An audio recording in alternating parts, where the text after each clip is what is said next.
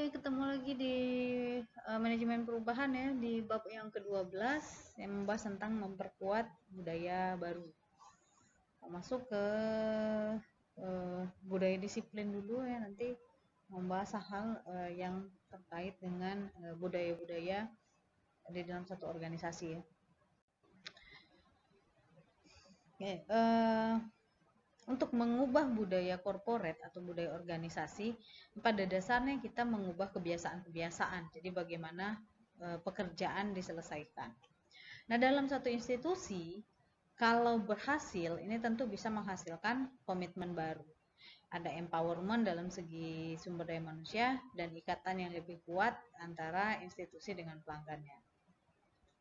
Nah, setelah nilai baru terbentuk dan budaya korporat mulai disepakati untuk menjadi bagian dan strategi korporat, institusi atau perusahaan ini perlu memperkuat agar menjadi tradisi baru, agar benar-benar mampu memberikan jawaban terhadap perubahan yang sudah direncanakan oleh perusahaan. Nah, ini di bab ke-12 ini akan membahas tentang memperkuat budaya baru atau budaya disiplin, kemudian ada intervensi melalui organizational development, menghadapi pukulan balik budaya, membangun keterkaitan yang berkelanjutan, serta mengimplementasikan transformasi nilai-nilai. Nah, seorang ahli manajemen Jim Collins ini di tahun 2001 dia menemukan pentingnya budaya disiplin untuk meraih keunggulan dalam bersaing. Nah, Collins ini dia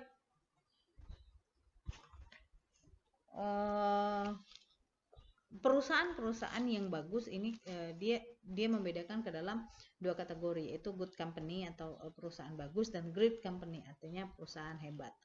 Nanti ada di slide yang berikutnya, ini ada gambarnya. Jadi artinya tidak semua perusahaan itu good atau bagus mampu menjadi great atau hebat tadi ya. Nah, dia membuat good is the enemy of great. Jadi untuk menjadi great company ini bukan cuma sekedar dibutuhkan budaya corporate atau disiplin, tapi melainkan budaya disiplin itu sendiri. Nah, ini yang saya sampaikan tadi bahwa ada a good company dan ada great company. Kebanyakan pemimpin perusahaan ini biasanya sudah merasa puas setelah ini, makanya saya tanya di sini, sudahkah merasa puas dengan good company tadi? Ini gambarnya agak sedikit ini ya, nanti kalian bisa lihat di PowerPoint yang ada di Lumen ya, nanti bisa di-download. Nah, perusahaan ini biasanya ditemui tingkat keuntungan yang positif, cara kerja yang efisien, citra perusahaan yang bagus, dan eksekutif-eksekutif yang cukup mumpuni. Nah, karena perusahaan yang lain tidak cukup bagus pada masa krisis, maka perusahaan ini segera menjadi perhatian publik. Nah, perusahaan-perusahaan ini tadi biasanya menerima cukup banyak penghargaan atau award. Biasanya dari majalah, misalnya dari banyak award-award yang biasanya diperoleh. Bisa juga dari lembaga independen ataupun misalnya konsultan. Nah, award ini membuat CEO menjadi terkenal. Kemudian namanya mungkin ada di berita, ada di surat kabar, ada di TV dan lain-lain. Nah, CEO seperti ini Colin menyebutnya sebagai celebrity CEO. Artinya, ketenaran selebriti CEO ini bisa membuat citra perusahaan naik dan disegani oleh para analis saham. Nah, masalahnya ketenaran ini bisa membuat CEO terlalu fokus keluar dan membuat kurang sensitif terhadap hal-hal yang harusnya dia tangani di dalam perusahaannya. Nah, ketenaran CEO ini bisa membuat para analis ini dia harus berhati-hati, bahkan takut memberikan masukan yang bisa dikatakan cukup kritis. CEO ini menjadi kurang ditantang.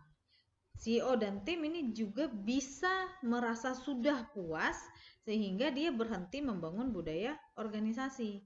Nah, inilah sebabnya kenapa sebagian besar perusahaan-perusahaan masuk ke dalam list the most admired company di majalah Fortune kalau kalian pernah baca. atau juga misalnya di Business Week. Nah, mereka ini mengalami banyak sekali perubahan. Ini ketika dia masuk di Fortune dan di Business Week di tahun 90-an, namun dia di tahun 2000 udah menghilang. Nah, artinya mereka pada saat itu mengalami banyak sekali fluktuasi, merger, terakuisisi, atau bisa jadi mengalami kebangkrutan atau dilikuidasi. Nah, mereka tidak berhasil meraih atau bukan meraih, menata diri untuk untuk menjadi lebih baik, untuk menjadi a great company, melainkan malah dia meluncur ke bawah karena tadi CEO dan timnya ini tidak fokus ke dalam. Nah, pertanyaannya ini bagaimana menjaga hal-hal yang negatif tersebut untuk tidak terjadi pada perusahaan yang baru saja berhasil membentuk budaya baru. Nah, disinilah letaknya konsep budaya disiplin atau culture of discipline. Nah, ini tadi yang saya sampaikan, kebanyakan pemimpin ini dia fokus keluar ya, jadi seharusnya dia menciptakan yang namanya culture disiplin. Nah, ini masih Collins tadi ya, kita masih mengacu ke ahli manajemen ini. Nah, bagi Collins, bukan disiplin, bukan juga budaya yang penting, tapi budaya disiplin. Nah, disiplin di sini artinya kepatuhan sikap secara kaku terhadap peraturan, melainkan kepatuhan terhadap ketentuan-ketentuan bisnis yang dijaga. Nah, jadi ada 3 pilar dalam membentuk budaya disiplin. Yang pertama disiplin people, yang kedua disiplin action, yang ketiga disiplin tough. Nah, untuk disiplin people ini adalah orang-orang yang diseleksi dan ditempatkan dengan baik. Nah, sedangkan untuk disiplin action ini adalah strategi yang diimplementasikan dengan benar. Nah, sedangkan untuk disiplin tough ini dimaksudkan mengikat kerja bukan hanya dengan disiplin, melainkan budaya disiplin. Nah, dalam memperkuat budaya institusi, disiplin people ini merupakan prasyarat yang mutlak. Jadi maka dari itu kita akan fokus nanti membahas sedikit tentang disiplin people ya. Nanti setelah ini kita bahas tentang disiplin people. Oke, ini ada hal-hal yang harus dilakukan dalam membentuk disiplin people.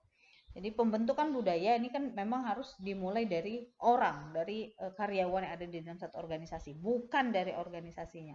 Jadi berbeda dengan organisasi yang birokratik ya, yang menempatkan manusia untuk organisasi.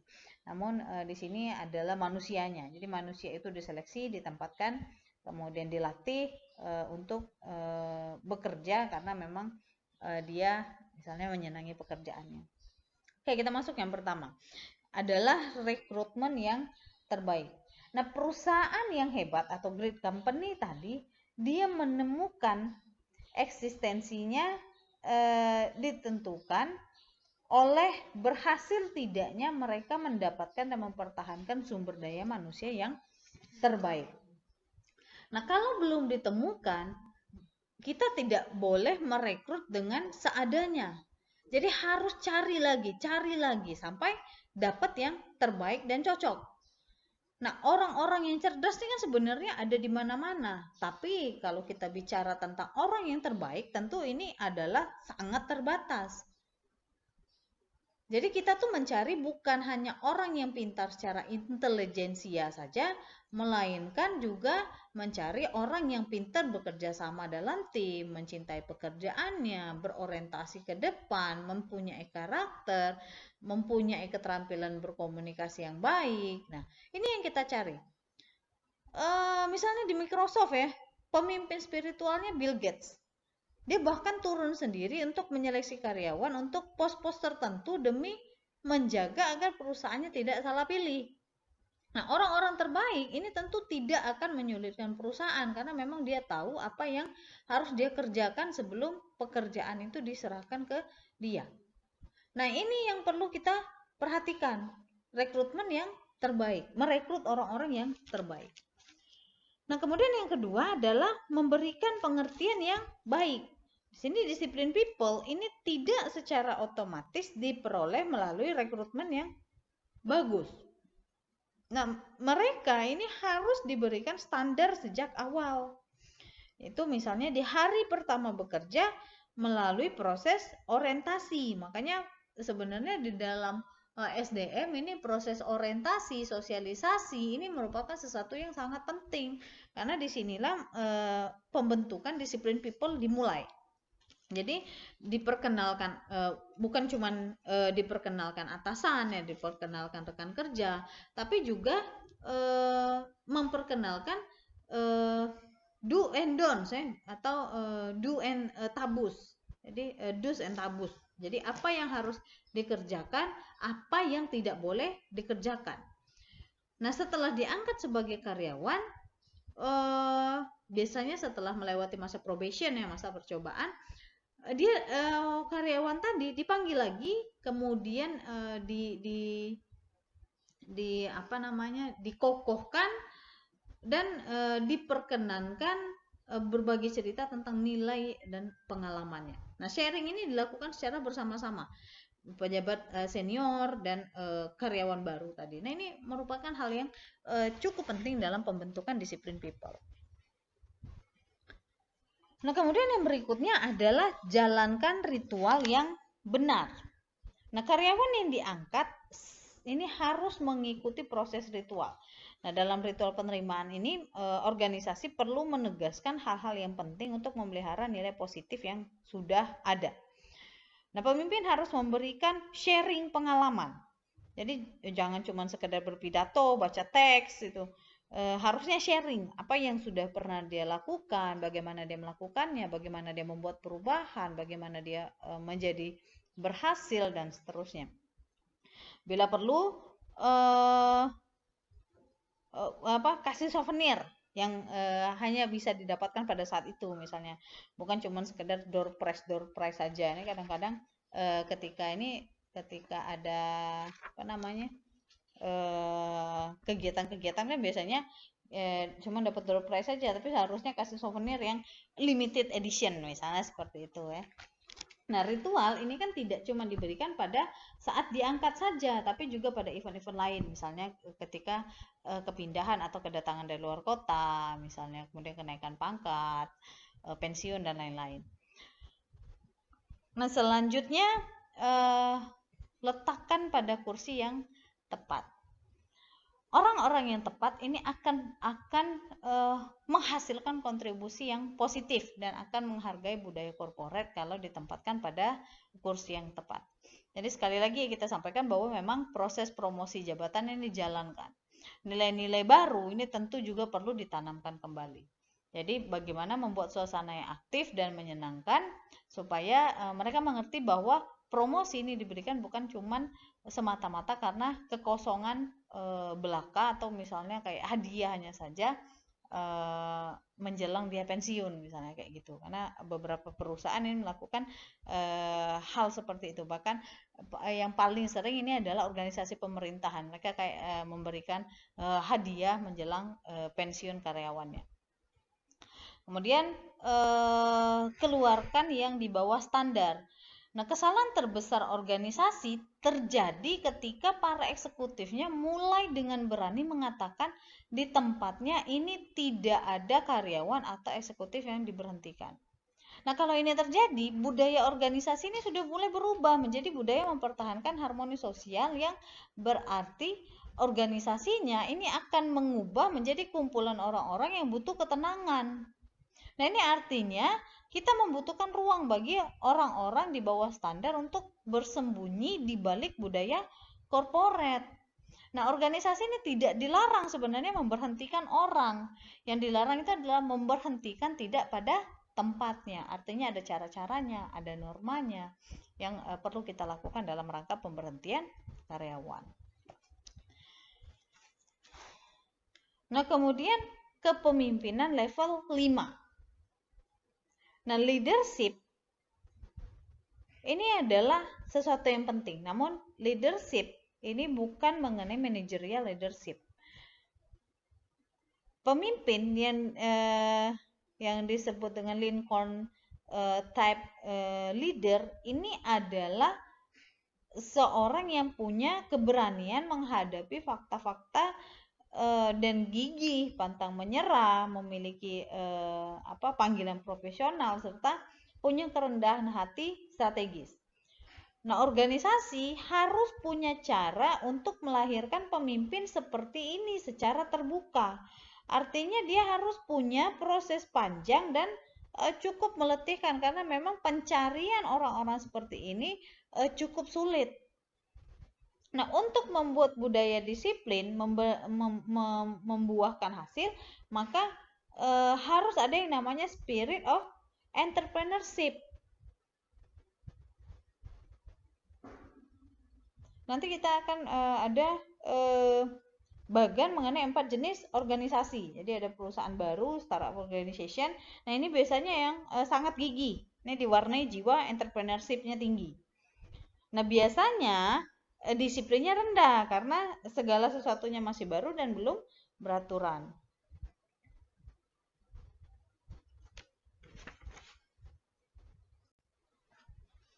Nah, ini yang saya sampaikan tadi ada 4 jenis organisasi dengan budaya disiplin yang kita bisa lihat tinggi rendahnya budaya disiplin di dalam organisasi. Nah, ini ada transformasi untuk menjadikan perusahaan atau organisasi menjadi great company dengan memberikan warna kewirausahaan. Jadi bagaimana membuat disiplin yang tinggi dan spirit kewirausahaan yang tinggi. Jadi yang di bawah ini adalah enggak ada tulisannya ya nanti. Yang di bawah ini adalah spirit kewirausahaan.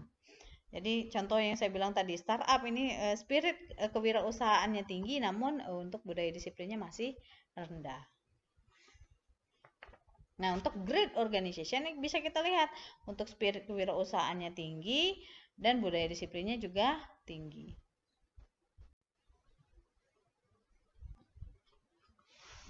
Oke, saya lanjutkan ke intervensi melalui organizational development. Memang ada teknik yang digunakan atau dipakai untuk memperkuat budaya corporate. Ini biasanya dikenal dengan istilah OD, Organizational Development. Nah, pada dasarnya ini adalah teknik yang diambil dari ilmu perilaku atau behavioral science untuk menciptakan learning environment melalui upaya peningkatan kepercayaan atau trust. Nah, konfirmasi terbuka terhadap masalah-masalah pemberdayaan karyawan dan partisipasinya. Nah, berbagai pengetahuan dan informasi, desain pekerjaan yang lebih memberikan arti, kerjasama dan kolaborasi antar kelompok, serta pendayagunaan potensi manusia seutuhnya. Nah, organization development ini menjadi alat yang dianggap cukup penting karena penekanannya terletak pada nilai-nilai perkembangan manusia, kemudian keterbukaan, keadilan, bebas dari tekanan, serta otonomi untuk mencapai potensi. Ada beberapa teknik yang dikembangkan dalam organization development. Jadi ada intervensi kelompok, team building, dan aktivitas lintas department. Nah, untuk intervensi kelompok, dulu ini hanya boleh dilakukan pada kelompok-kelompok kecil. Misalnya yang beranggota 15 sampai dengan 30. Nah, tapi perkembangan teknologi presentasi atau saat ini ada digital dan multimedia memperkenankan intervensi dilakukan sekaligus dalam kelompok besar, jadi sampai 500 orang. Nah, orang-orang dalam berbagai departemen, divisi, unit, dan tingkatan-tingkatannya diajak ke satu tempat di luar tempat kerjanya. Misalnya, dilakukan sekali dan bersamaan dengan rekreasi, misalnya setahun sekali ke tempat yang bisa dikatakan cukup sering dilakukan sebagai tempat rekreasi, misalnya ke Bali, kemana misalnya. Kalau kita kalau di Palembang mungkin ke Pulau Kemarau. Nah, ini intervensi kelompok. Nah, intinya intervensi ini dilakukan di sela program tahunan untuk membukakan mata, mengajak para eksekutif untuk terlibat dalam perumusan rencana secara menyenangkan. Nah, kemudian ada team building ya.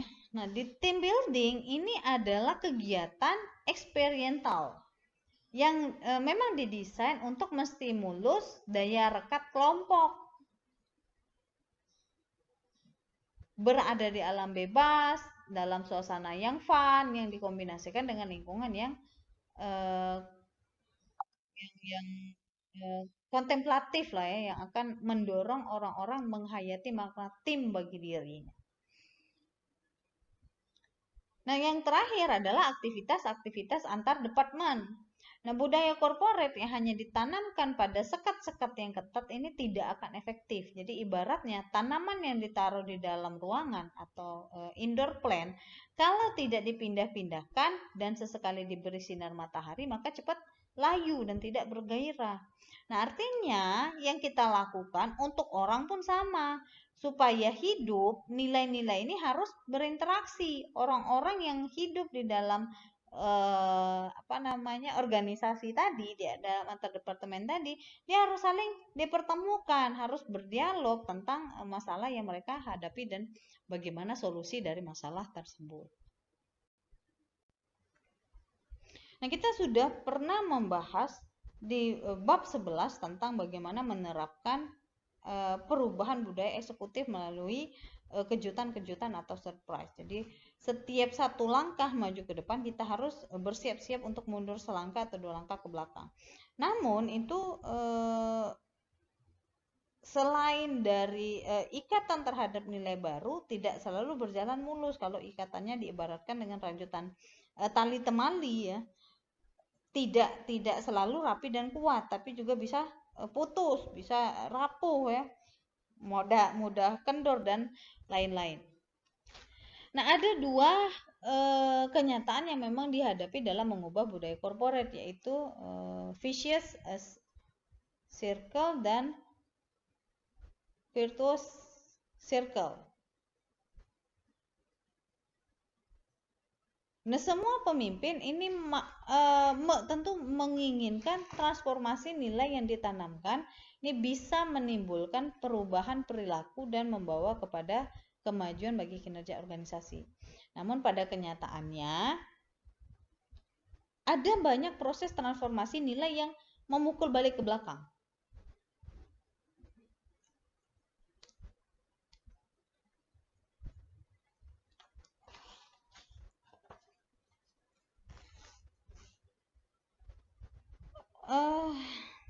Nah, sebuah transformasi ini akan menghasilkan gejolak ya, yang bisa membawa maju ke depan. Jadi transformasi nilai ini dijalankan selalu ada kemungkinan gerakan maju, namun juga tentu ada pusaran-pusaran gelombang. Jadi gelombang-gelombang ini bergerak seperti putaran, cyclone, kayak spiral yang agresif. Nah, vicious circle atau bentuknya seperti spiral memanjang atau double helix yang virtuous cycle. Jadi kemana arah pusaran gelombang itu ditentukan oleh 2 hal. Yang pertama adalah formal atau informal dan sentralisasi dan desentralisasi ya.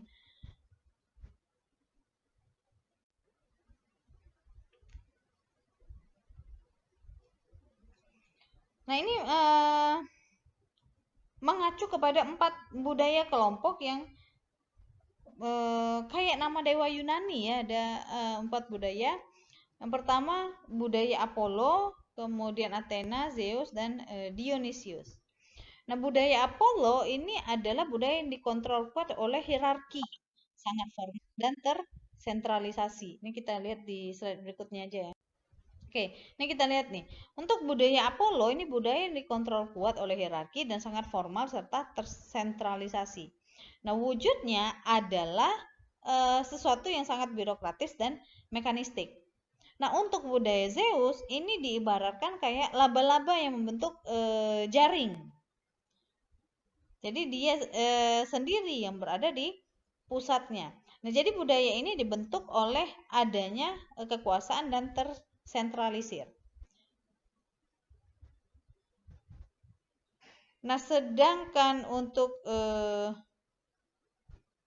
budaya Athena dan budaya Dionysius, kalau Athena dia cenderung formal tetapi tidak tersentralisasi. Jadi cenderung disiplin tapi berorientasi pada output. Nah, sedangkan budaya Dionysius ini dibentuk oleh lingkungan kerja yang informal dan terdesentralisir.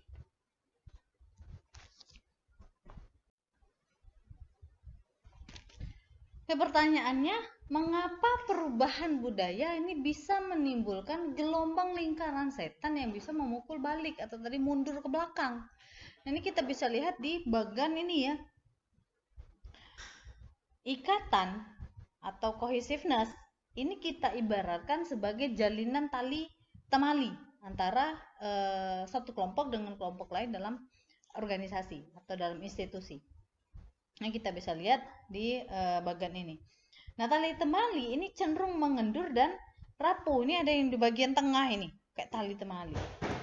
Nah, ikatan ini bisa rapuh karena nilai-nilai baru yang ditanamkan ini cenderung mempromosikan formalisasi budaya. Nah, ada proses komplain, ada protes, ada perbedaan pendapat, ada perlawanan. Ini dianggap sebagai kegiatan yang melawan. Nah, sekarang ruang protes dan pembangkangan ini menjadi beralih ke lingkungan informal. Dilakukan secara diam-diam, terselubung, bahkan tidak ada lagi pemikiran-pemikiran kritis yang menantang gagasan-gagasan resmi.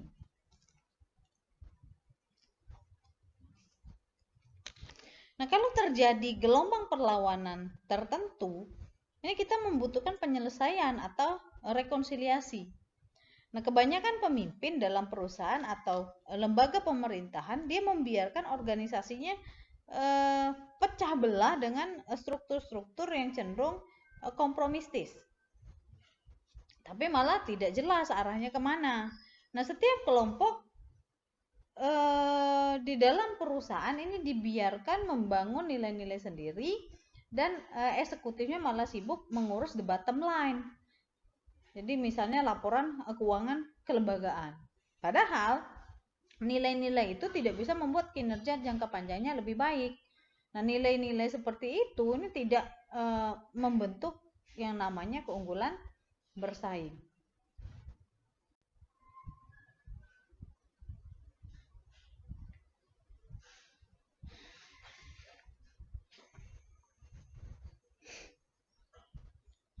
Nah, ini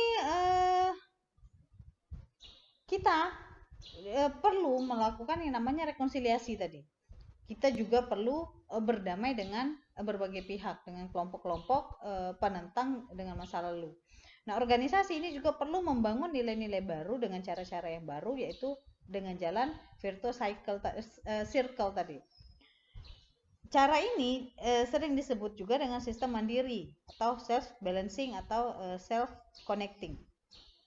Karena nilai-nilai dan pandangan-pandangan ini saling bertentangan. Jadi ada formal-informal, ada sentralis dan desentralis. Namun tetap diberi ruang untuk saling mengisi dan mengoreksi. Nah, kelompok informal ini dipandang bukan sebagai orang-orang yang harus dibasmi, tetapi sebagai aktivitas yang bernilai yang terintegrasi secara formal dalam institusi. Artinya mereka ini juga punya hak untuk memperoleh penghargaan-penghargaan, kemudian memperoleh imbalan terhadap peran yang mereka jalankan. Nah, meskipun dianggap penting, para pemimpin ini biasanya hanya tertarik membicarakan tentang budaya korporat dalam fase kepemimpinannya. Padahal budaya korporat ini bukan cuma sekedar urusan one shot shooting. Jadi budaya korporat ini kan harus dibangun terus-menerus dari waktu ke waktu kan. Nah, pergeseran makna ini bisa terjadi ketika orang-orang di dalam satu institusi bergaul secara intens ke dalam sehingga dia gagal untuk memaknai arti nilai yang sesungguhnya. Nah, kenapa top eksekutif hanya tertarik pada sekali saja dalam kepemimpinannya membicarakan soal budaya korporat? Yang pertama, artinya yang pertama ini mereka berasumsi budaya korporat ini adalah sesuatu yang bersifat self properly.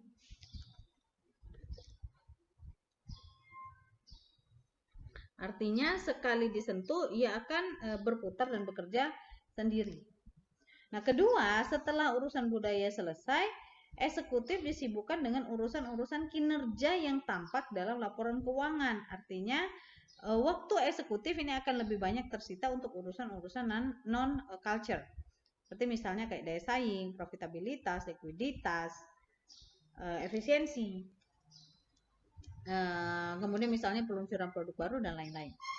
Nah, untuk mengatasi ini harus ada yang namanya horizontal linkage. Jadi keterkaitan horizontal untuk membentuk agar budaya korporat bisa tumbuh dengan subur.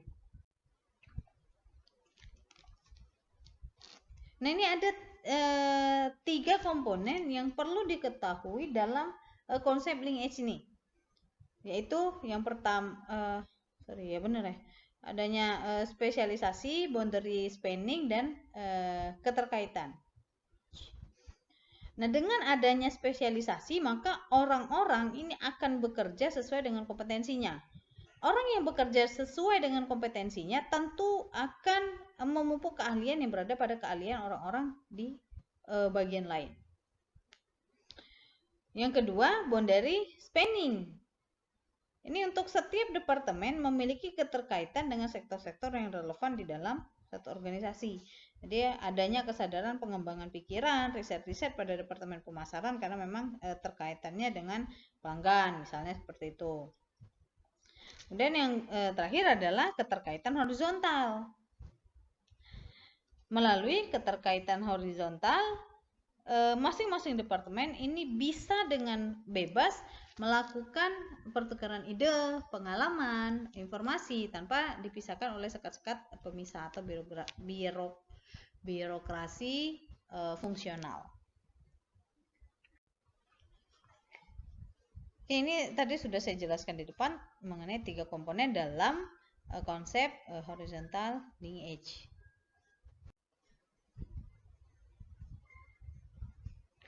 Nah, untuk implementasi transformasi nilai-nilai. Nah, transformasi nilai-nilai ini adalah bentuk perubahan yang sangat sulit, sangat mendasar dan butuh banyak waktu. Namun ini merupakan faktor yang sangat menentukan keberhasilan perubahan. Transformasi nilai ini mutlak diperlukan untuk mengubah arah sebuah institusi dalam kurun waktu yang panjang.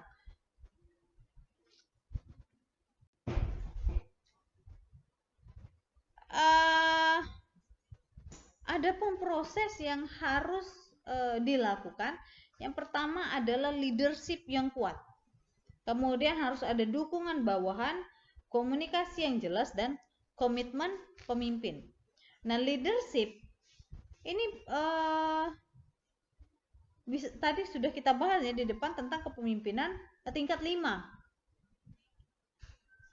atau Lincoln type leaders. Nah, ini bukan otoriter ya, tapi pemimpin tim yang bisa dikatakan bekerja dengan sepenuh jiwa dan raga ya, dengan berani mempertaruhkan jabatan, kedudukan untuk menghadapi fakta-fakta brutal. Kemudian harus ada dukungan bawahan, karena memang pemimpin yang kuat itu harus ada dukungan bawahan. Kalau tidak ada dukungan bawahan, tentu dia tidak ada artinya ya. Yang berikutnya, komunikasi yang jelas. Nah, jadi transformasi nilai ini memang membutuhkan banyak sekali komunikasi karena banyak pertanyaan tentu. Karena pemimpin ini harus punya seni ya dalam berkomunikasi. Kalau kalian masih ingat, ada yang namanya keterampilan hubungan manusia, keterampilan hubungan interpersonal, baik secara verbal maupun non verbal. Nah, yang terakhir adalah komitmen pemimpin. Nah, pemimpin juga harus membangun komitmen yang harus dimulai dari dirinya sendiri untuk bagaimana dia bisa memperoleh komitmen yang luas. Pemimpin ini bisa membangun melalui 3 tahapan, jadi tahap persiapan, tahap penerimaan, dan tahap komitmen. Nah, ini bisa kita lihat di sini ya, tahap persiapan, tahap penerimaan, dan tahap komitmen. Nah, pada tahap persiapan ini dilakukan 2 hal. Yang pertama, memperkenalkan sentuhan pertama, misalnya lewat pidato, dia menyampaikan visi misi, SK, memo, dan lain-lain. Kemudian dibangunlah proses kesadaran melalui dialog. Nah, pada tahap kedua, para pemimpin membangun atau dia mulai membantu karyawan-karyawan untuk memahami apa yang akan terjadi kemudian dan apa saja manfaat bagi organisasi dan apa yang mereka lakukan untuk mencapai satu perubahan. Nah, tahap yang ketiga yaitu komitmen. Nah, komitmen ini terdiri dari 2 langkah. Yang pertama, instalasi dan institusionalisasi. Jadi dimulai dari pilot project sebagai proses percobaan. Nah, di sini perubahan dilakukan secara terbatas pada bagian-bagian tertentu sehingga mudah diatasi oleh pemimpin yang dapat secara langsung melihat dampak yang terjadi dan mengendalikannya. Nah, ini kita bisa lihat tahap yang tadi ya, tahap persiapan, tahap komitmen dan tahap penerimaan dan tahap komitmen. Baik, terima kasih untuk hari ini. Materinya saya cukupkan sampai di sini. Selamat melanjutkan aktivitas. Jangan lupa isi presensinya di Lumen.